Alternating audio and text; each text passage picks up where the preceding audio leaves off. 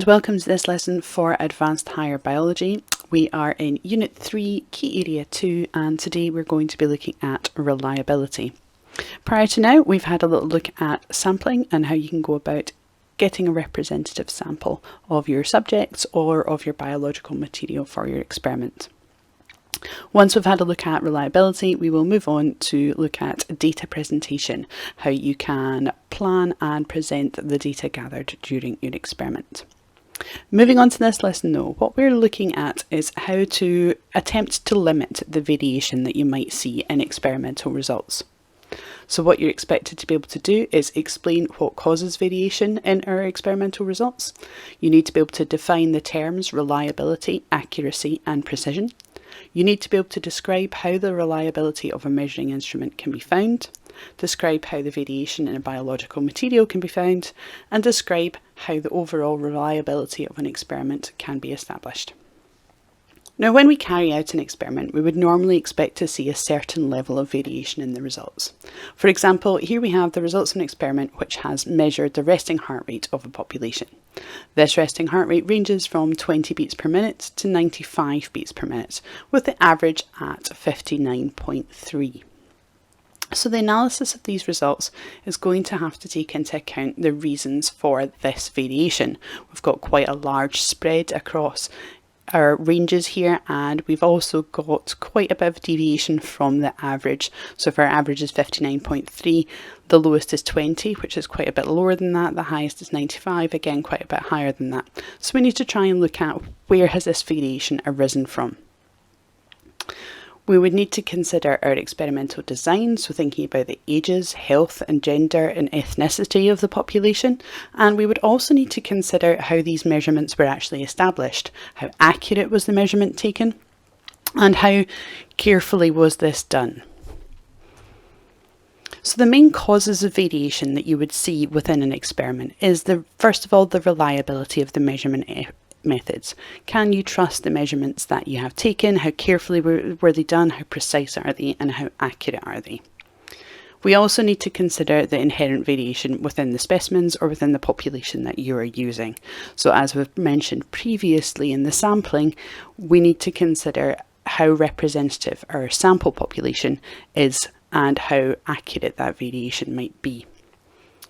When it comes to the reliability of our measuring instruments or procedures, these can be determined by repeated measurements of an individual datum point. And essentially what that means is we are going to measure the same thing several times in order to establish how reliable these measuring instruments or procedures are. Now this will tell you the precision of a measurement instrument or procedure, but not necessarily its accurate. So for example, if we were to measure the volume of the same solution 10 times and we get the same volume every time, then we know our measurement method is precise. We're getting exactly the same measurement every single time we do it. However, do we know that it's accurate? Can we trust it? Let's say we have taken our solution, we've measured it 10 times, every time we've established we've got 10 mils. However, we're going to assess the accuracy of this measurement by using a balance. So the balance records a mass of 9.28 grams, which suggests that our original measurement method is not accurate. Or is it? Which one are we going to trust? Are we going to trust our measuring cylinder, or are we going to trust our balance? We need to know how accurate both of these measuring systems are. Now, usually accuracy is assessed by calibration against a known standard. So if we were to assess the accuracy of our balance, for example, we would use the mass of a reference weight of a known mass. That would be measured, and then we would know how accurate our balance was. This in turn would help us establish how accurate our measuring cylinder for measuring our volumes were, if we were then able to use it to corroborate what we have already established. So to exemplify this difference, this diagram shows what is meant by our high levels of accuracy and precision. So you can have measurements which are both accurate and precise. You can have measurements which are accurate, but they are precise. They're measuring the same every time. You can have measurements which are accurate, so they're close to our target, but they're not precise. We're not going to get exactly the same measurement every time. And finally, you can also have measurements which are neither accurate nor precise. Now, to evaluate both precision and accuracy, investigators would normally assess these during both the pilot and the main studies. So they would take into account the mean of our replicated measurements, what variation there is in replicated measurements, how many samples have been tested, and how regularly the measuring equipment is required to be calibrated against known values, and when and how frequently that has been done. So the second cause of variation is the natural diversity in the biological material or in the specimens which are being experimented on. And as we've discussed in the previous lesson, when we're being careful about the sampling techniques that we use, this can help mitigate the effects of that variation. And that basically makes sure we're trying to ensure that the population that we're using for our experiment is going to be representative. So we need to be able to determine the variation of the population that we are looking at. And this can be established by measuring a sample of individuals from our population. The mean of those repeated measurements is then going to give us an indication of the true value that's being measured. What we're really looking for is the range of values, as that gives us a measure of the extent of variation. So in this example, we have measured wingspan in a bird population, and our mean is 13.15, and we've got quite a broad range. We've got wingspans ranging from 0 all the way up to 25 centimetres. So that tells us we've got a relatively high level of variation, and that's what we could expect when we look at our experiment population.